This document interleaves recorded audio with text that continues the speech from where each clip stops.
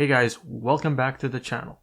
So, while we have not heard any updates since finding out Musk was looking for a clinical trial director, we know that the first set of trials will be on paralyzed individuals. So, the question becomes, what will that look like? What will be the game plan when it comes to doing trials on paralyzed people? Since we don't have much technical data, we can go off of what we already know when it comes to these type of implants. Paralysis, generally speaking, is a broad term referring to anyone who has lost movement of at least one of the limbs in their body. Paraplegia is when someone has lost function of the lower portion of their body.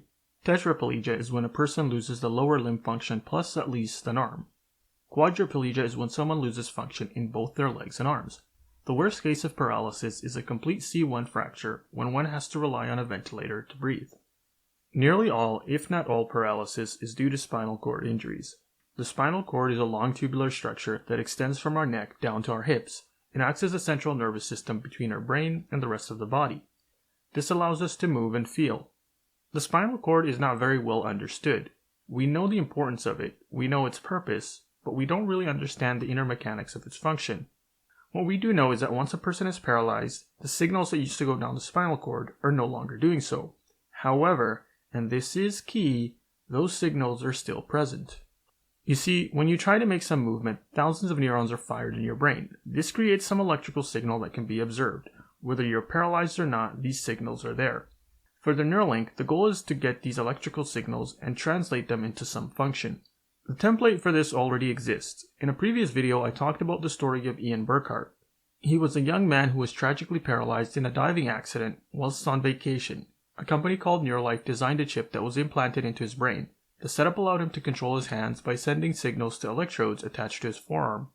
But before I go on with this, if you like this type of content, be sure to click like and subscribe as it does help the channel out. Thanks. Now to go on, Elon Musk is not going to aim for something like this with the electrodes, but rather something more wireless and easy to use. The first goal of Neuralink will be to get paralyzed people to simply control screens on their phones or computers. That in and of itself will solve a lot of the problems paralyzed people face. A blind man once said that the first 10% of vision solves 90% of the problems. He made this claim after having an implant in his brain that gave him limited vision. I believe this philosophy holds true with complete paralysis as well. The first 10 to 20% of function that paralyzed people get back will most likely solve most of their problems and give them back a considerable amount of independence. It isn't a straightforward proposition, however, as paralysis can vary by person. But can there be a future where a Neuralink chip allows a paralyzed person to move normally again? That's a hard question to answer because paralysis is a two-way problem. The paralyzed person cannot send signals to their body, but their body can't send signals back to them either. So many paralyzed people cannot sense how hot or cold their body is or whether or not a certain area is in discomfort.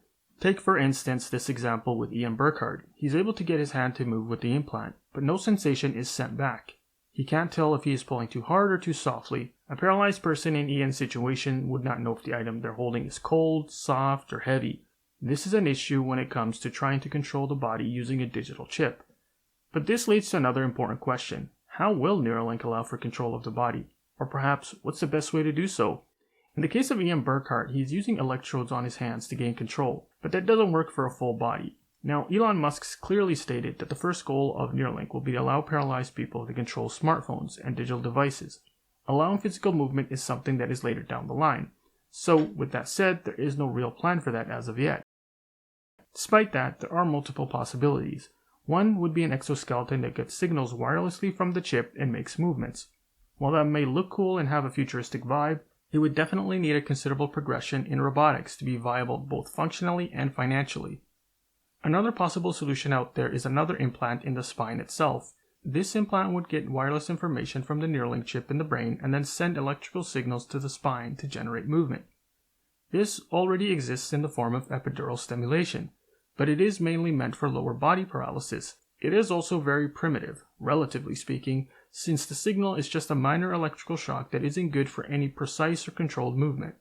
If Neuralink is able to find a way to make it more precise, this technology can allow for complete movement without the use of any exoskeleton. Of course, this is all speculation at this point, and until we actually find out the results of the first trials, we won't really know much. But what do you guys think? Let me know in the comment section below, and if you like this video, be sure to click like and subscribe. Thanks.